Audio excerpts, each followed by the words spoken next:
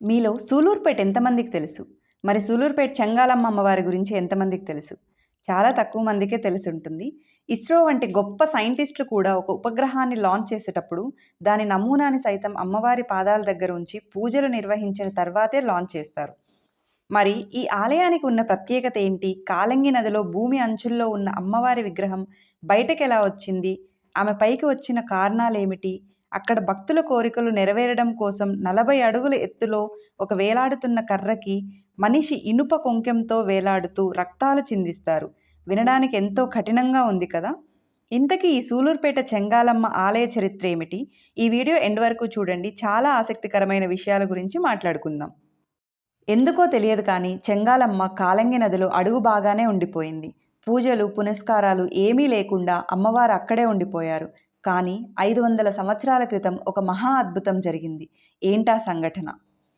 సూలూరుపేటలో అప్పుడు పశువులు కాచేవారు ఎక్కువగా ఉండేవారు. కొంతమంది పిల్లలు ఆవులతో పాటు వెళ్లారు. నీళ్లు తాపడం కోసం కాలంగి నది ఒడ్డుకు వెళ్లారు. ఆవులు దాహం తీర్చుకుంటున్న సమయంలో పిల్లలు ఆ నదిలో కేరింతలు కొడుతూ ఈత ఆడుతున్నారు. ఆ సమయంలో ఉన్నట్లుండి పెద్ద సుడిగుండం మొదలైంది. అది అలా ఆ పిల్లల వైపే వచ్చింది. పక్కన ఉన్న ఆవులు అన్నీ భయపడి పరిగెత్తాయి. పిల్లలు కూడా నది నుండి ప్రాణాలు గుప్పెట్లో పెట్టుకొని బయటకు వెళ్లారు. కానీ అందులో ఒక పిల్లవాడు మాత్రం ఆ సుడిగుండంలో ఇరుక్కుపోయాడు. అతనికి ఊపిరి కూడా ఆడని పరిస్థితి. కాళ్ళు చేతులు కదపలేకున్నాడు. అలా ఆ సుడిగుండంలో అతను కిందకి వెళ్ళిపోతున్న సమయంలో అతనికి ఏదో ఒక శక్తి అతన్ని లాగినట్లు అనిపించి ఒక రాయి తగిలింది. దాన్ని గట్టిగా పట్టుకున్నాడు. ఉగిత్తలంగా అతన్ని ఆ సుడిగుండం నుండి బయటకు నెట్టేసింది. అతను ఇంక బ్రతుకు జీవుడా అనుకుంటూ వెళ్ళగా మిగతా పిల్లలు తనని చూసి చాలా ఆశ్చర్యపోయారు. అసలు ఎలా అంత పెద్ద సుడిగుండం నుండి బయటపడ్డాడు అని అబ్బురపోయారు. ఆ పిల్లాడు జరిగిందంతా మిగతా పిల్లలకి చెప్పగా అసలు అక్కడ ఏముందో తెలుసుకుందామని అందరూ కలిసి ఎంతో ఆత్రంగా అక్కడికెళ్ళారు. వెళ్ళి చూడగానే చాలా ఆశ్చర్యానికి గురయ్యారు. అమ్మవారి విగ్రహం 1000 కాంతుల వెలుగుతో మెరుస్తూ దర్శనమిచ్చింది. ఎంతో కష్టపడి ఆ విగ్రహాన్ని నది ఒడ్డుకు తెచ్చారు. అమ్మవారి ఉగ్రరూపాన్ని చూసి పిల్లలంతా భయపడ్డారు. అందులో ఒక పిల్లాడు మాత్రం జేజులాగా ఉంది అని భయపడ్డాడు. ఇంకా చీకటి పడేసరికి అందరూ విగ్రహాన్ని అలాగే వదిలేసి ఊరికెళ్ళిపోయారు. అలా అందరి నోర్లల్లో పడి విషయం ఊర్లో అందరికీ తెలిసిపోయింది. అందరూ రాత్రంతా ప్రాణాల్ని గుప్పెట్లో పెట్టుకొని నిద్రపోకుండా ఉన్నారు. ఒక్క రెడ్డిగారు తప్ప. అతను నిద్రపోతుండగా అతని కలలో ఒక స్త్రీమూర్తి ఎప్పుడూ చూడనంత స్పష్టంగా కనిపించి, నేనొచ్చేశాను. ఇంకెక్కడికి వెళ్ళను. నేను ఎక్కడ ఉన్నానో అక్కడే నన్ను ఉంచండి. కదిపే ప్రయత్నం మాత్రం చేయకండి అని మాయమైపోయింది. మరుసటి రోజు అందరూ ఆ కాలంగి నది ఒడ్డుకు వచ్చి చూస్తే ఆ విగ్రహం ఉన్న దిక్కు మారిపోయింది. పిల్లలు అది చూసి ఒకరి ముఖాలు ఒకరు చూస్తున్నారు.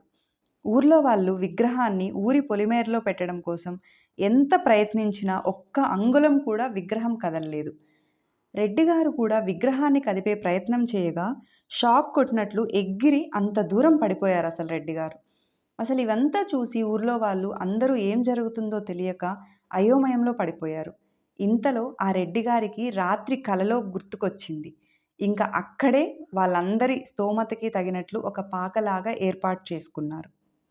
అమ్మవారి దగ్గర మాత్రం మనం అబద్ధాలు చెప్పామంటే అష్ట కష్టాలను ఎదుర్కొంటారు. దీనికి సంబంధించిన ఒక రైతుల కథ ఉంది, చెప్తాను.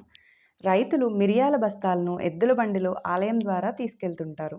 మధ్యలో ఆవులకి నీళ్లు తాపడం కోసమని కాలంగి నది ఒడ్డున ఆపి విశ్రాంతి చెందుతూ ఉంటారు. ఒక జేజి వచ్చి, కొంచెం తలనొప్పిగా ఉంది నాయనా, మిరియాలు కొన్ని పెట్టారంటే కషాయం కాంచుకుంటాను అని అడుగుతుంది. వీళ్ళు ఆ జేజిని హేళనగా మాట్లాడడమే కాక, ఇవి మిరియాలు కాదు బామ్మ, ఇవి జొన్నలు అని అబద్ధాలు చెప్తారు. అలా చెప్పి వాళ్ళు మార్కెట్కి వెళ్ళిపోతారు. ఆ సంచుల్లో విప్పగానే నిజంగా అందులో జొన్నలుంటాయి. వాళ్ళవి చూసి అస్సలు నమ్మలేకపోతారు. తర్వాత అర్థమవుతుంది వాళ్ళు చేసిన తప్పేంటా అనేసి ఒక పెద్దాయన ద్వారా.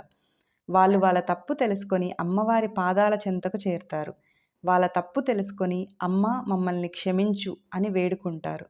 అమ్మవారికి మిరియాల హారాన్ని కూడా సమర్పిస్తారు కొన్ని రోజుల తర్వాత. ఇప్పటికి కూడా ఆ హారాన్ని అమ్మవారికి అలంకరిస్తారు. అది ఒకానొక రోజు దొంగలించడానికి ప్రయత్నిస్తాడు ఒక దొంగ.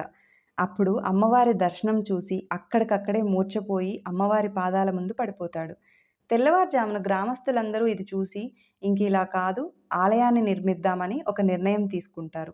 అంతా కలిసి తమకు తోచినంత చందాలు వేసుకొని ఆలయ నిర్మాణాన్ని ప్రారంభిస్తారు. ఆలయం పూర్తయ్యి తలుపుల్ని కూడా చేయించేస్తారు. ఇంకా పొద్దుగూకడంతో రేపొచ్చి తలుపుల్ని బిగిద్దామని వెళ్ళిపోయారు. ఆ ఊరు పెద్దాయనకు అమ్మవారు రాత్రి కలలో కనపడి, "మీరు కట్టిన ఆలయం, చేస్తున్న పూజలు అన్నీ నాకు చాలా సంతోషాన్ని కలిగిస్తున్నాయి. కానీ నా ఆలయానికి తలుపులు వద్దు. భక్తులు నా వద్దకు ఎప్పుడైనా వచ్చేలా ఉండాలి" అని చెప్పి మాయమైపోతుంది.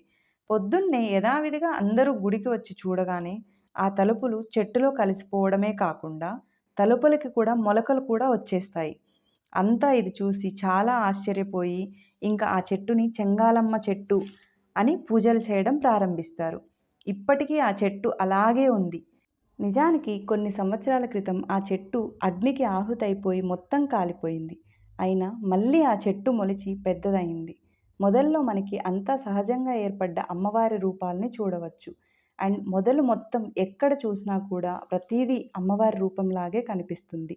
ఇంకొకటేంటంటే మనకిక్కడ సూళ్ళ ఉత్సవం అని అమ్మవారికి ఉత్సవం జరుపుతారు. ఇందులో ప్రత్యేకత ఏంటంటే 40 అడుగుల ఎత్తుగల్ల ఒక కర్రని నిలువుగా నిలబెట్టి, అడ్డంగా ఒక కర్రని పెట్టి, పైన ఇనుప కొక్కేలకి మనుషులు వేలాడుతూ, రక్తాలు చిందిస్తూ చేసేవారు. దీన్ని సుడిమాను అని కూడా అంటారు. కానీ ఇప్పుడు మనుషులు అలా చేయడం లేదు కానీ, మనకి మేకపిల్లని దాని పైన నిలబెట్టి, బొమ్మల్ని ఇది చేస్తున్నారు అంతే. మనకి శ్రీహరికోట కూడా ఈ ఆలయానికి సమీపంలోనే ఉంటుంది. అంత గొప్ప సైంటిస్టులు కూడా ఉపగ్రహాన్ని ప్రయత్నించే ముందు ఆ నమూనాని సైతం అమ్మవారి పాదాల దగ్గర పెట్టిన పూజలు నిర్వహించిన తర్వాతే తిరుమల శ్రీ వెంకటేశ్వర స్వామి దగ్గరికి తీసుకెళ్లి పూజలు చేసి రాకెట్‌ని లాంచ్ చేస్తారు. ఇది ఇప్పటికి మనకు తెలిసిన చెంగాలి అమ్మవారి గారి చరిత్ర. కానీ మరుగున పడ్డ చరిత్ర, దీనికి వెనక గల కారణాలేంటి అనేది ఇంకా చాలా ఉంది. ఇలాంటి మరిన్ని ఆసక్తికరమైన వీడియోల కోసం మా ఛానల్‌ని లైక్ చేయండి, షేర్ చేయండి, సబ్స్క్రైబ్ చేయండి. Thank you for watching this video.